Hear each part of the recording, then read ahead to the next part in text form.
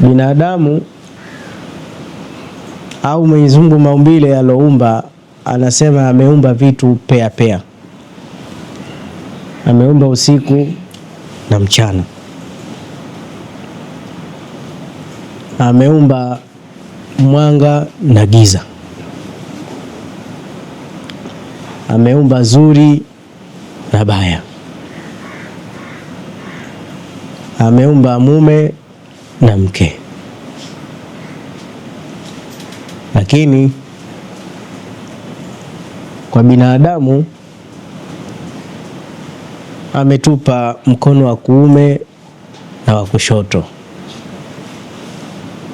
ametupa mguu wa kuume na wa kushoto, na hivi havifanani. Basi hivyo kuna jicho la kulia na kuna jicho la kushoto. Utayaona kama yanafanana, lakini hayafanani kabisa.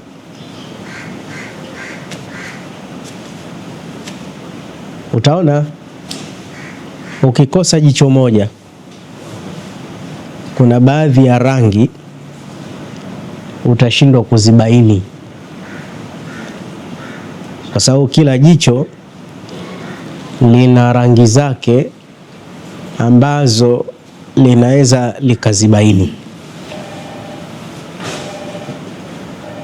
Na hizi rangi Mwenyezi Mungu ndo kaziumba, ziko duniani mpaka kesho akhera,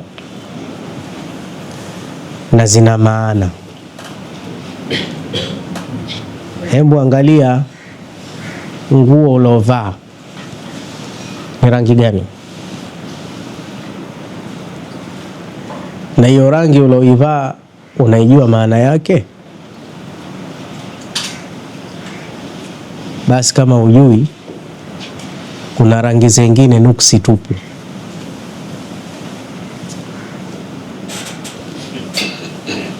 Chuma cha mkuranga salam amekaa mbali na Sheikh Shafi, naye salam fadlan, mashallah, fadlan habib. Tumeelewana Kuna rangi zingine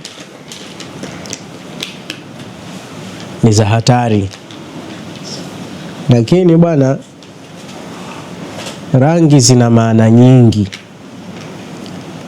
Maana ya kwanza ni introduction, ni taarufu. Rangi ni utambulisho. Ndio maana kila nchi ina bendera yake. Ukiona bendera ya Tanzania tu ushajua hii inawakilisha nchi gani.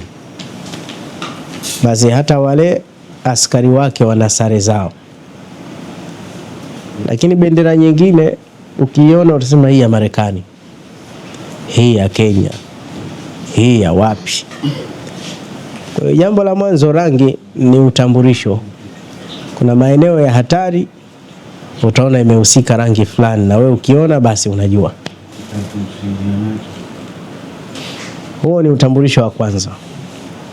Lakini utambulisho wa pili, hizi rangi ni tiba. Hizi rangi ni tiba pia katika afya ya miili yetu.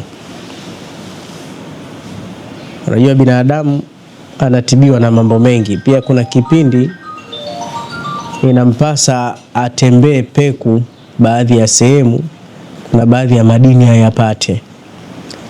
Lakini pia kuna baadhi ya vitu akiviona vinaingia mpaka katika kichwa chake, katika afya yake. Yaani kuna vitu tu ukiviona, kuna vitamins unavipata, na kuna vitu vikikugusa, unaona kama jua la asubuhi, ile qadra rumhin, kiasi cha upinde, kuna vitamini B. Likizidi kidogo kuna vitamini C, ambao vitamini C ikipitiliza kuna vijimarelia pia vinaweza vikaingia. Lakini angalia manyonyo ya kina mama. Watu wa sayansi anasema mtu akitizama tumbo la titi la mkewe yatihi vitaminati, kuna vitamins zinakuja kwa kutizama tu, kwa kutizama tu. Kwa hiyo macho ni tiba, kuna kuangalia kwa faida na kuna kuangalia kwa hasara. Naam. Na mwanamke ana viungo vingi 99 vya mvuto, lakini namba 1 ni kifua. Ni kifua. Nafikiri kwa nini watu wanapenda vitoto vya miaka 18? So uhakika. Uhakika upo hapo. Unaona Na likinyonywa akili pia inaongezeka. Na likitajwa unamkuta mtu anajikaza, lakini itabidi atabasamu tu. Swali ala nabii. Maana umeongea pale tunapopataka. Ndio yule mwenye kusema anasema hata ukiona kikao cha wanaume wamekaa wanaongelea uchumi tu, wanaongelea pesa tu, hata waongelei mambo ya wanawake, hicho kikao batili hicho. Akijajuzu namna hii. Sasa asema haya mambo ya rangi pia, haya mambo ya rangi haya pia yana mambo yake. Wanasema kama rangi nyeupe, kama hii kanzu hii ni rangi ambayo mtu akiitizama wanasema ni rangi inakata kwa haraka sana hasira. Mwanamke mjanja akiona wamekosana na mumewe, basi hutandika ndani shuka jeupe. Ile white ikija akiitizama ikimtawala, ghadhabu zinaisha. Ghadhabu zile zinaisha. So mtu akisafiri ukutana na mengi, utakuta mahoteli mengi unakuta vitanda hutandikwa mashuka meupe. Inawezekana kwenye viwanja vya hija watu huvaa rubega nyeupe. Ni mkusanyiko mkubwa, lakini hukuti magomvi, utafikiri ni mkusanyiko wa watu 10. Inawezekana ile kala ya white imewatawala, wamekuwa wapole ghafla. Yule mnyama na mkorofi kanywea, maana ukiwa huna hasira huwezi fanya jambo tena. Sasa unakuta inatawala hii rangi nyeupe hii. Hata msibani basi yule maiti anakuwa na sanda nyeupe. Nyeupe. Kwa hiyo nyeupe, hata siku za Ijumaa kama hizi unajikuta automatically tu una relax, imesha kutawala. Nerves za ubongo zinatibika kwa kutizama ile kala nyeupe ile. Kala nyeupe. Tulimuona Sayyidina Jibril alayhi salam akimtokea Mtume sallallahu alayhi wasallam akisema shadidu bayadhi thiyabi, nguo nyeupe. Na kuna rangi zingine zinaleta tafrani. Kuna rangi zingine zikipakwa kwenye chumba mnatafranishana magomvi kama mapaka tu, kumbe rangi mloipaka. Kuna rangi za vita. Lakini pia kuna rangi ya blue, kama ile blue bahari. Ile wanasema inaondosha stress. Asiri mawazo. Mtu kwa mtawasila la hazani muda mrefu, stress haiondoki, na wenyewe wanasema mawazo hayapunguziki. Basi ile stress ikizidi inaweza ikawa hatari. Ndio mtu huambiwa na madokta aende akaangalie bahari kidogo. Akitizama, wao hawajui kwa nini, anajua kwa sababu sehemu za fukwe zina utulivu, anatawaliwa na ile kala iliyokuwepo pale. Rangi nyeupe, ile rangi ya blue ile. Lakini kuna rangi nyingine kama hii njano. Hii rangi muhimu, hii wanaita ni rangi ya kifalme. Yellow, rangi ya kifalme. Na wanaita ni rangi ya madini. Dhahabu hii. Kama kanzu ya shehe wetu hapo. Hii kwanza wanaita ni rangi ya ushindi. Wale wafalme huwa wanavaa majoho ya njano kama hivyo ya fedha. Ukiwa unafanya competition na mtu utamshinda ukivaa njano. lakini pia utakuwa na juu, na wanasema ina madini ambayo mtu akitizama kama ana malakatu, ana zile talenti zile vipaji vinafufuka, vinakuwa. Sasa watoto wanatarajiwa hivyo, basi utakuta zile school basi zote upakwa rangi ya manjano, na si Tanzania peke yake, dunia nzima. Hata ukitazama zile picha za mastabini zile, utakuta gari za shule manjano. Lakini Mwenyezi Mungu alisizungumza pia wale Bani Israeli walifanya ukorofi kuwa mtu, qalu du'u lana rabbaka yubayyin, asema Mwenyezi Mungu anakuamrisheni antadbahu baqara, umchinje ng'ombe. Walikubali, wakasema ud'u lana rabbaka yubayyin lana ma launuha, ng'ombe mwenyewe wa rangi gani? Qala innahu yaqulu innaha baqaratun safra'un tena faqi'un, waambie wamchinje ng'ombe, tena ng'ombe wenyewe wa manjano, tena njano ive. Wanasema Tanga shai kuonekana ng'ombe wa njano, Sheikh. Ng'ombe wa njano mimi sikumbuki kama nishai kumuona ng'ombe wa njano, lakini wapo.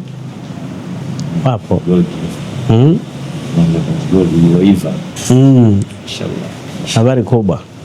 Na kwa leo sawa umeadimika, ukiona unaweza ukakata mbuga ng'ombe wa njano, lakini wekundu wapo pia. Sasa ng'ombe yule wa njano, zile nyama zake zilimpiga maiti, kadhalika yuhyi Allahu al-mauta, akafufuka, wa yuriikum ayatihi la'allakum ta'qilun.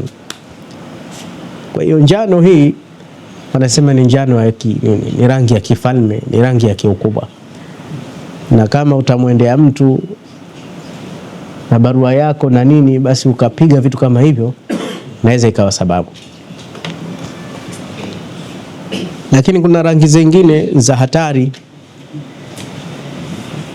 rangi nyeusi, rangi ya kijivu, rangi nyekundu. Wasema rangi ya kijivu ni rangi ya kuzimu hasa. Rangi nyekundu ni rangi ya hatari. Hata ukikuta kwenye transformer utaona pameandikwa danger, pamewekwa nyekundu, ni rangi ya damu, ni rangi ya mauaji. Hata ukienda kwenye betri negative na positive pale, utakuta kwenye positive pana plus nyekundu pale, kwamba ni moto, fire ile, na ukishika unaondoka, rangi nyekundu. Wasema nyeusi ni ufalme wa giza pia, lakini kwa maana mbili. Ikiwa ni ufalme wa giza, bwana tunavaa mabaibu meusi, ina maana wale watu wachawi hawatuwezi, kwa sababu zile hasadi zao wakizifanya kutumia giza wanashindwa. Utakuta magari mengi ya maikulu yote duniani meusi, kwamba macho hayapiti. Unajua macho yana nguvu sana, macho yana nguvu sana.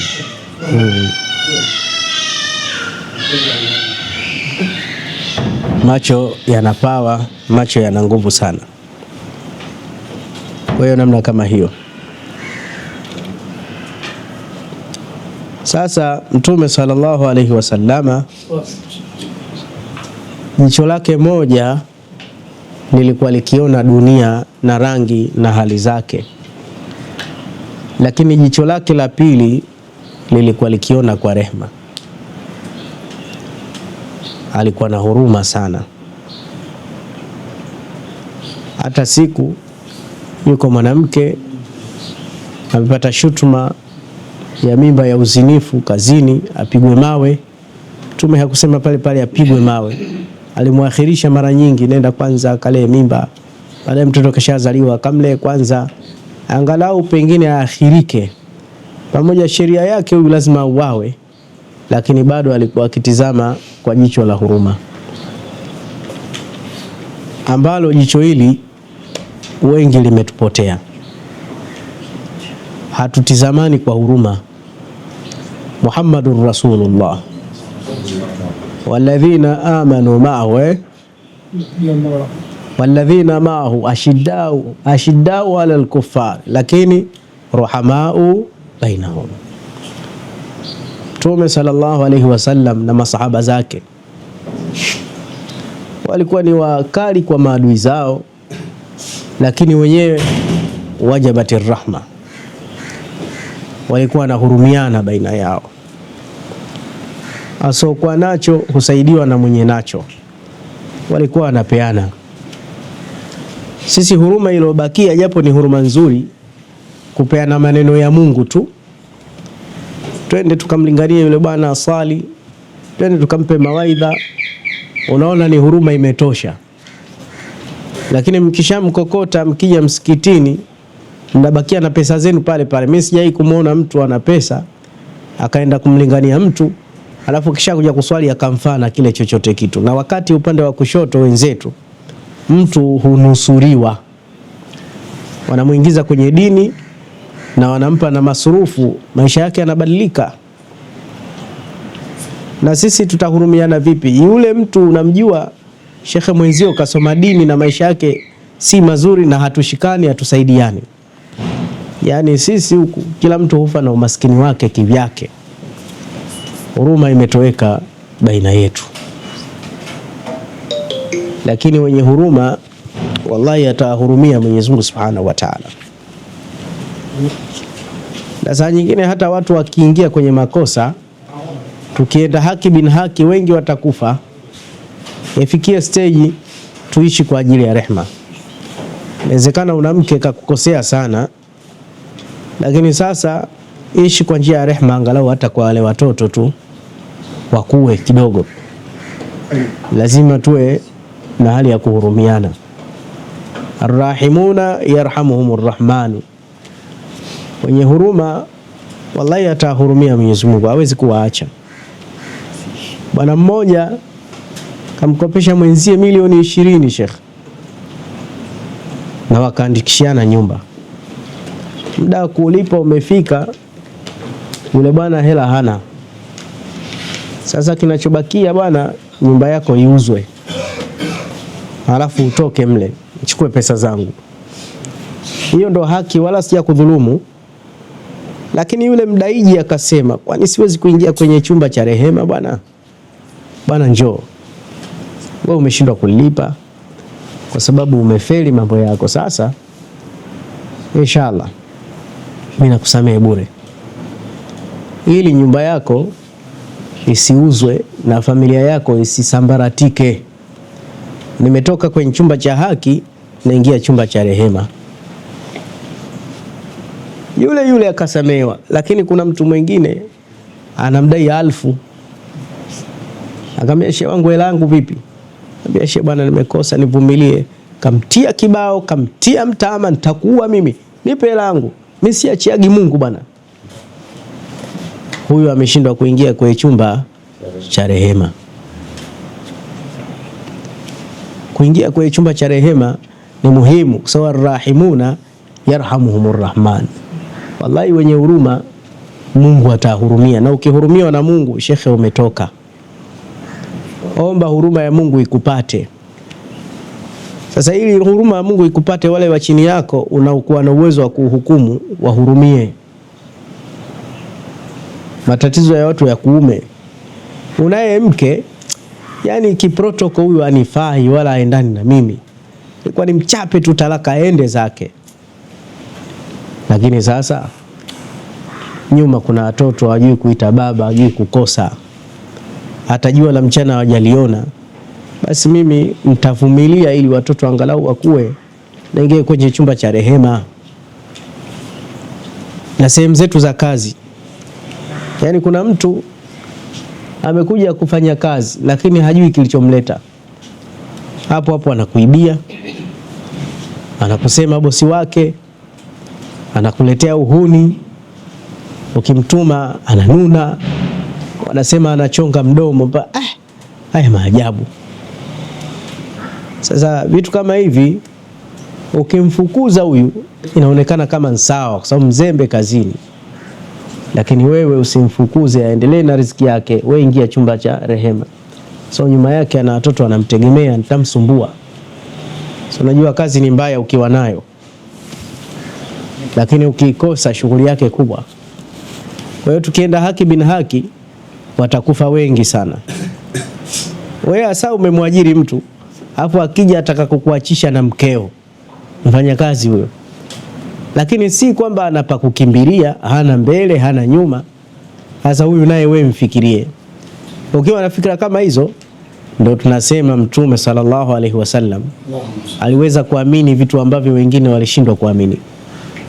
Aliweza kuona vitu ambavyo wengine hawawahi kuona. Miongoni mwayo aliona sana kwa macho ya rehema.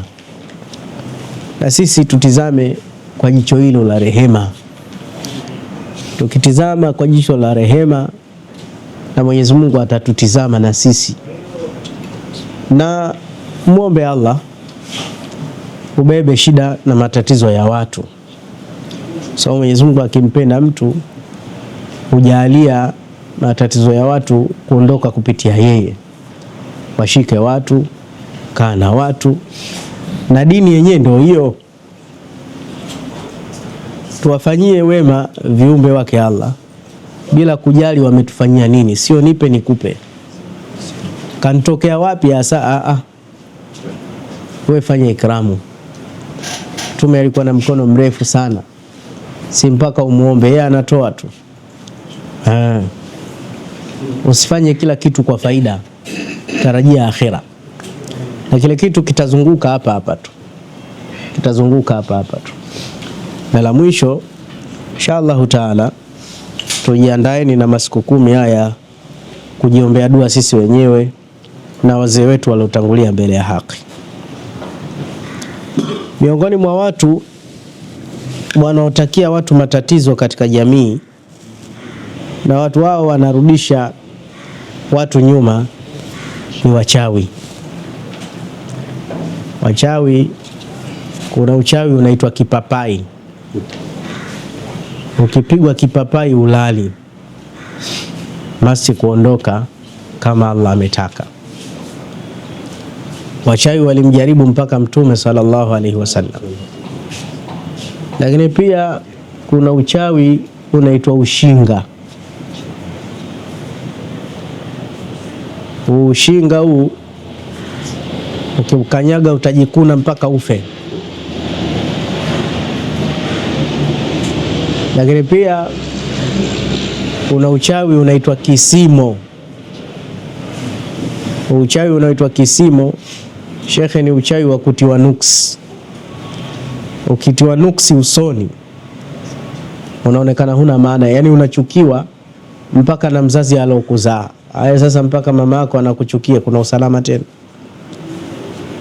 Ukiwa na uchawi huu, nuksi hizi, hata mtu alikuahidi nitakusaidia, shekhe anakubadilikia, hataki kukusaidia.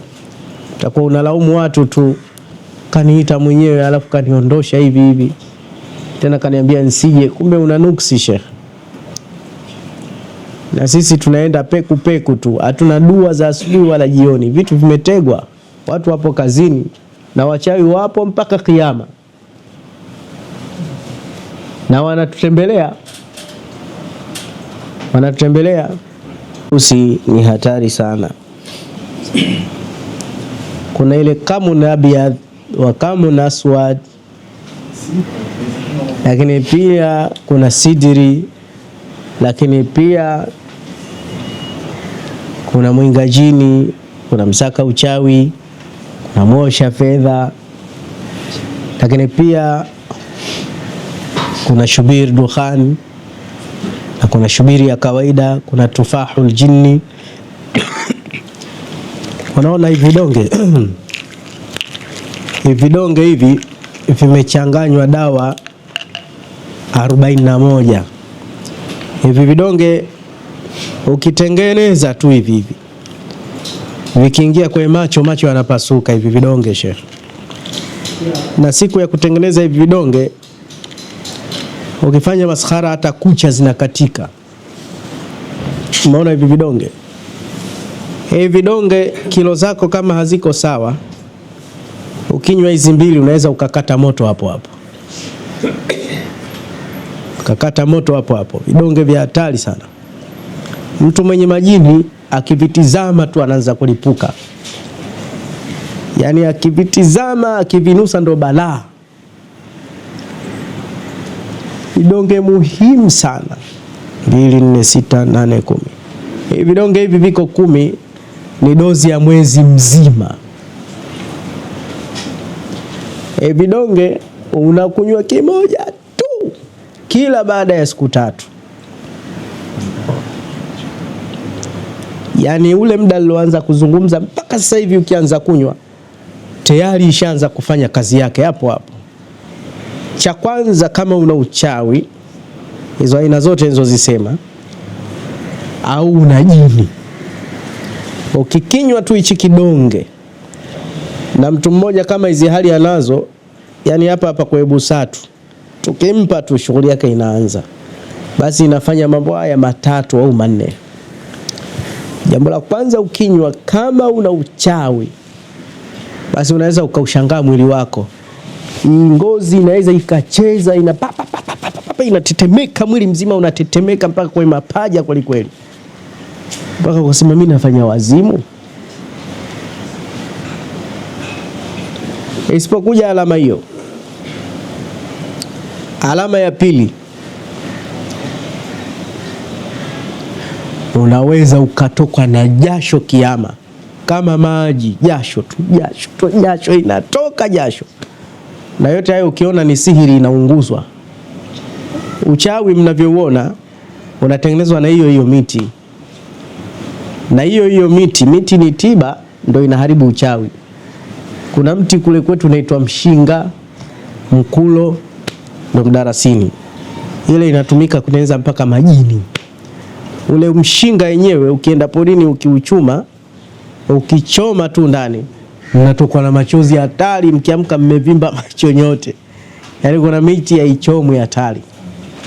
Alafu kuna mti mmoja unaitwa muavi. Unaitwa muavi. Wengine wanamuita mti mkuu. Una majina mengi. Ule mti kuna staili ukiuchanganya na mbaazi. Mbaazi ni allergy ya wachawi. Unajua shekhe, chukua tu kijani cha mbaazi.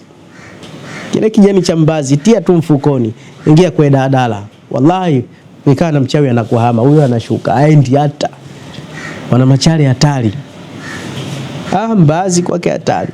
Sasa huo mbaazi huo ukiuchanganya na muavi, kuna staili ukifanya, ukipata kitu kama kirungu kama hii kamera hivi, basi unaweza ukatibu watu wa majini kirahisi. Yani mtu anakuja na jini, wewe unamnyoshia tu sasa bismillah, unaona mtu kashadondoka.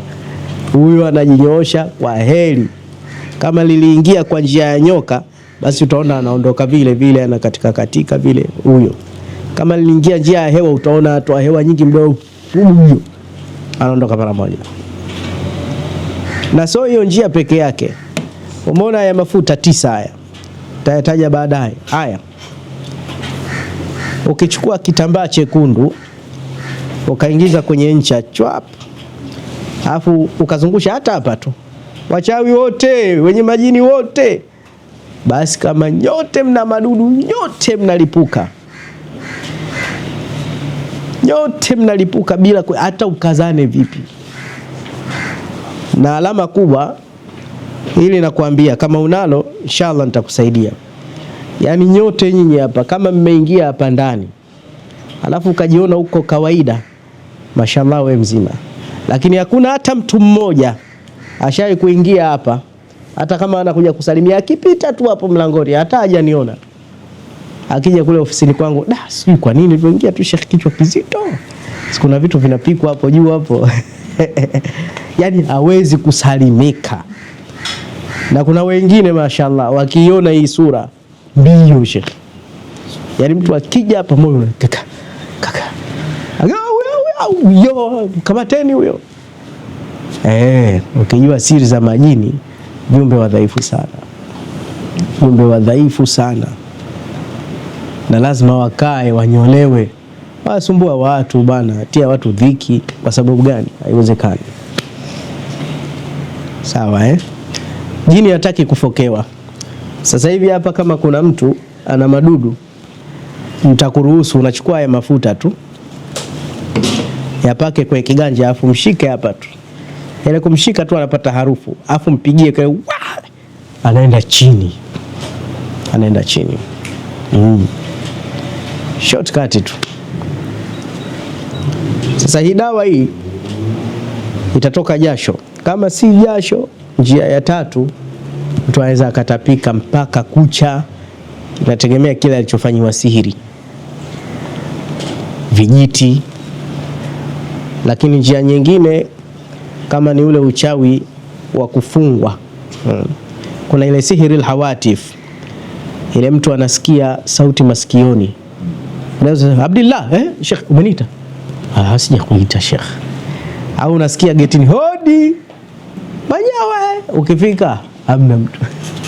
Si mnaonaga hiyo unaenda chuma cha mkulanga, nani unaitwa? Hiyo ni sihiri hawatif. Sheikh Shafii anaijua zaidi, habari yake kubwa, kuitwa. Basi ukiwa nayo kama ile, ndo inaondoka kwa njia ya jasho sana. Na kuna chale tochi, wakisha kuotea ukidangwa tu na mchawi umekwisha. Mchawi hawezi kukuroga hivi mpaka akudange. Ima achukue unyayo, achukue mate, au achukue unywele. Yaani mchawi anakuanzia mbali, usiku milango imefungwa, anaingia ndani. Na jinsi ya kuingia ndani, kuna mti akiupaka, akinuia, anajikuta yuko ndani. Na hata ukimuuliza umeingiaje, pia wenyewe hawajui. Shughuli kutoka ikwame ndio shughuli sasa. Kwa hiyo anaingia ndani, na akiingia anakuja kukuibia ndevu au nywele. Sana sana anataka kuwampenda kuchukua za katikati hapa. Maskini masadhi wengi wanalalamika, anaamka ndevu zimekatwa huku, alafu wachawi wana dhambi. Sasa nyumba ina kila kitu, nakuja kuiba nywele tu. Kaja mdada hapa, sehemu za siri zimeibiwa nywele. Wallahi wachawi wacha wafe tu. Shekhe, kuna binti mmoja wa Kizanzibari kaletwa hapa na babake ni askari. Yeye ni askari mzee, lakini kapoa. Yani yule mtoto wamempiga kipala kichwa kizima, afu wamemwibia hizi bwana. Kumbe binadamu anatisha shekhe, hizi shwe kapakwa kawanja kembaba. Sasa naona juba imepigwa mpaka hapa. Nikasema mbona anavaa hivi hijabu kiuni? Ambia wameiba. Kufunua hivi kidogo ukimbie, unaweza ukakimbia. Zote hizi wameiba, wameenda kuzifanyia kazi. Sasa hawa wakikudanga hawa ndo wanaweza akakutia miskule hawa. Hatari sana. Sasa hii dawa hii, ili uitumie, kwanza jiangalie una sihiri ya sampuli gani. Kwanza unayo sihiri au unalo jini. Unajua utaitumiaje? Unaenda kwenye kioo.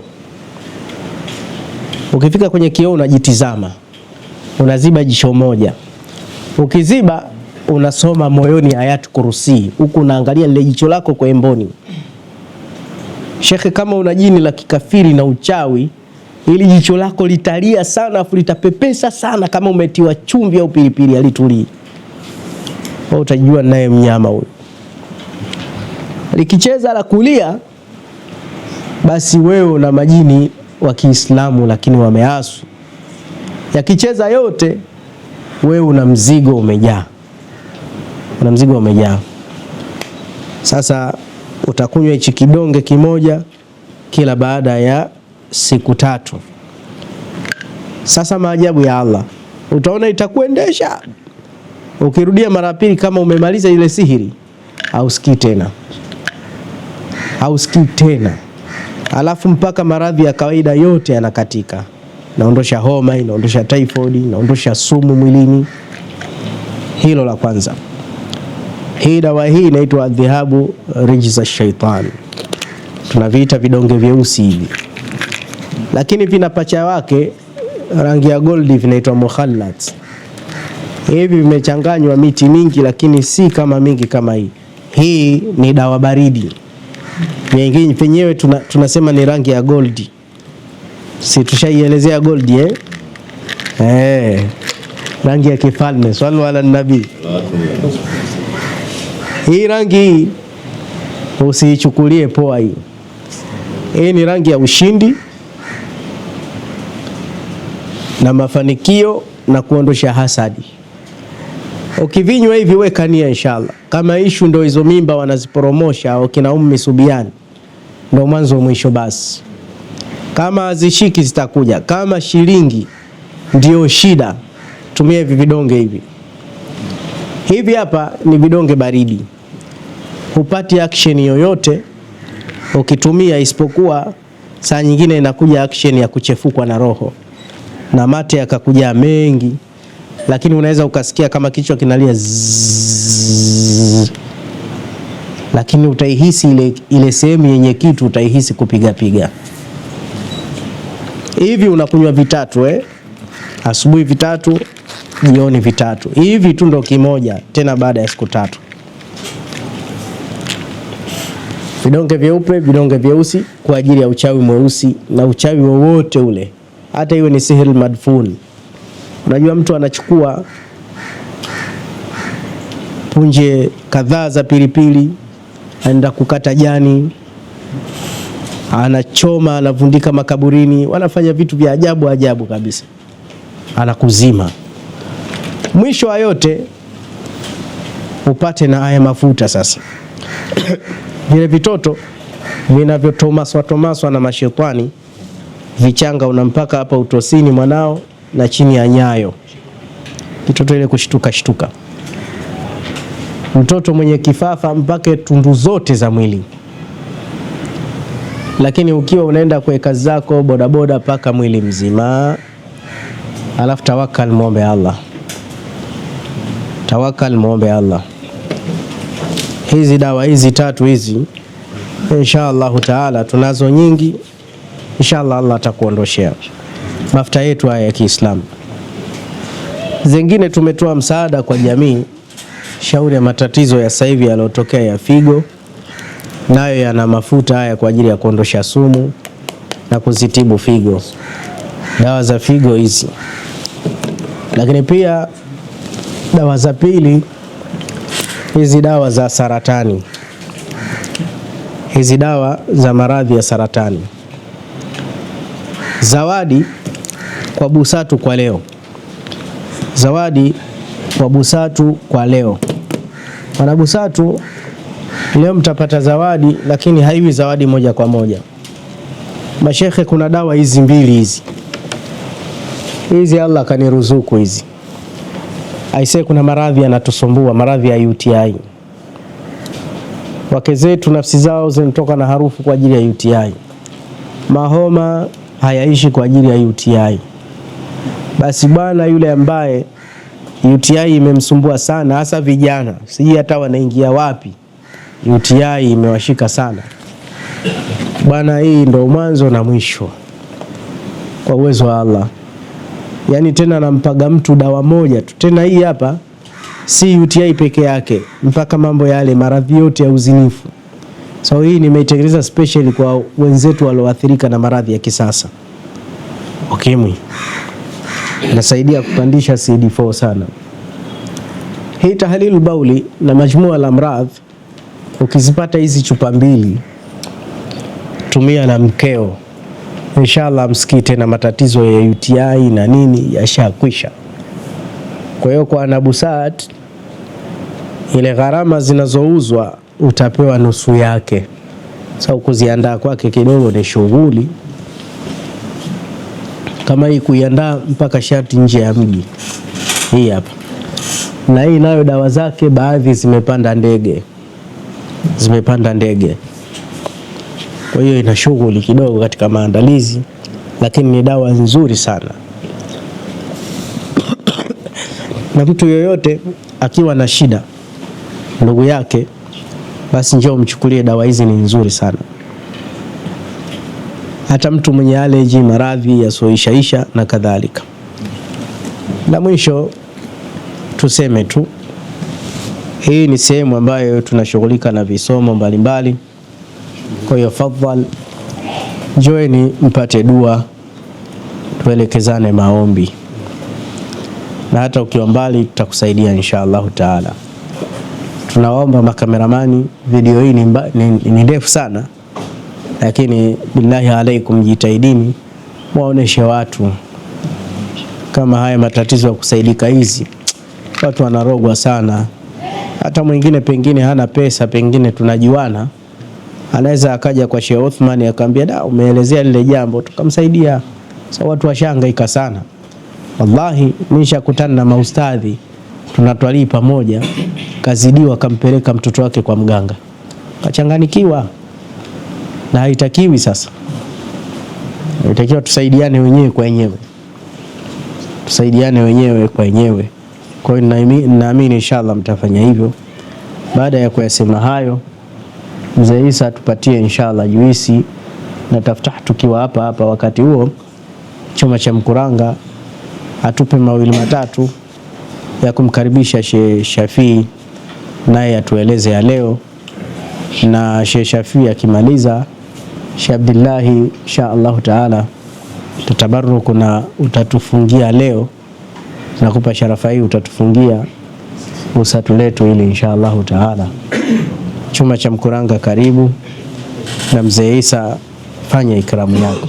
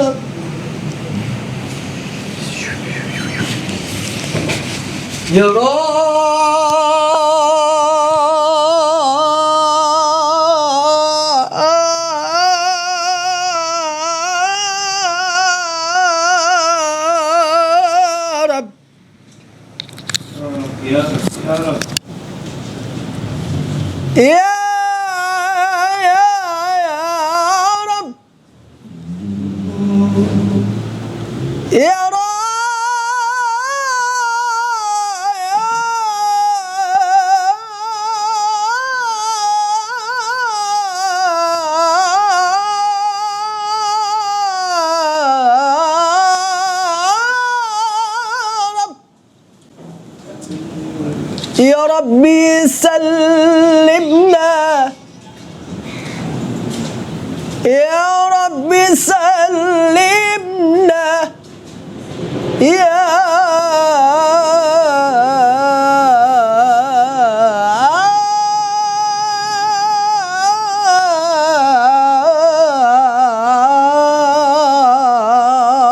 رب.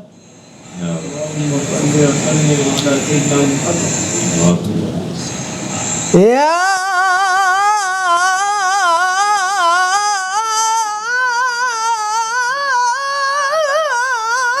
رب، يلا يلا يلا يا رب، يا رب، يا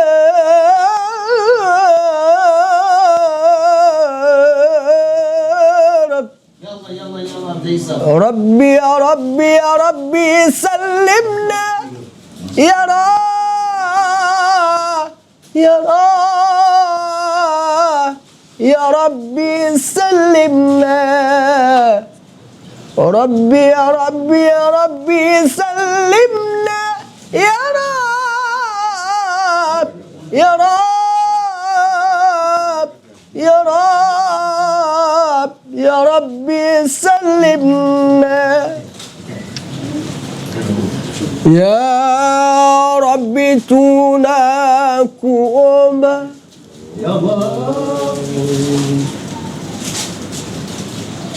يا ربي tunakuomba،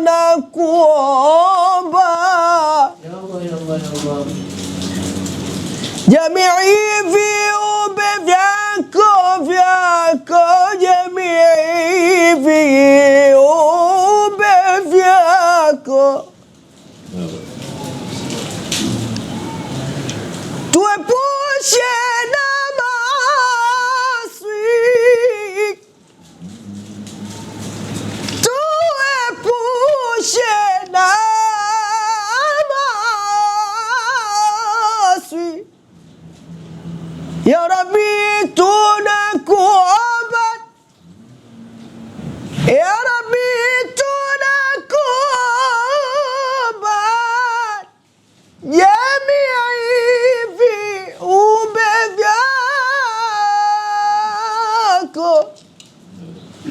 tuepushe na maasi kwa haki ya jina lako, kwani viumbe dhaifu na sifa zetu pungufu, kwako Mola tunatufu,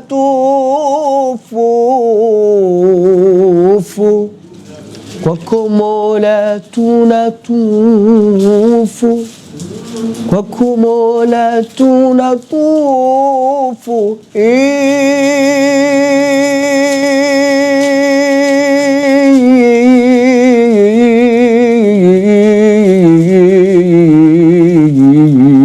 Lahi tukubali sallimna Rabbi ya Rabbi ya Rabbi sallimna ya Rabbi sallimna Rabbi ya Rabbi ya Rabbi sallimna ya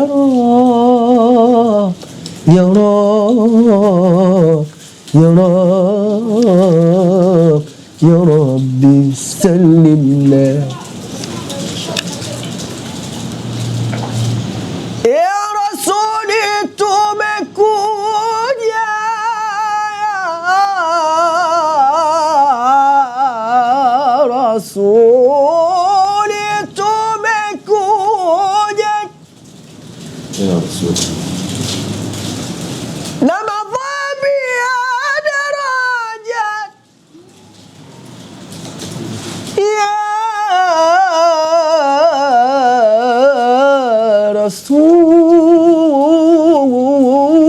Rasul, ya Rasuli tumekuja na madhambi ya daraja, wala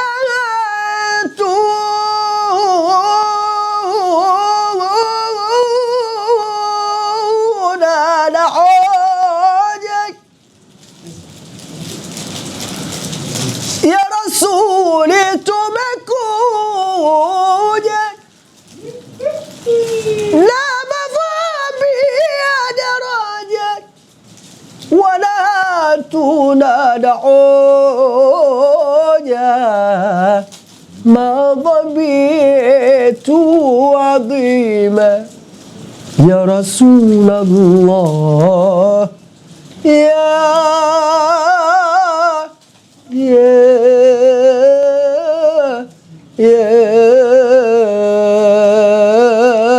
Rabbi sallim.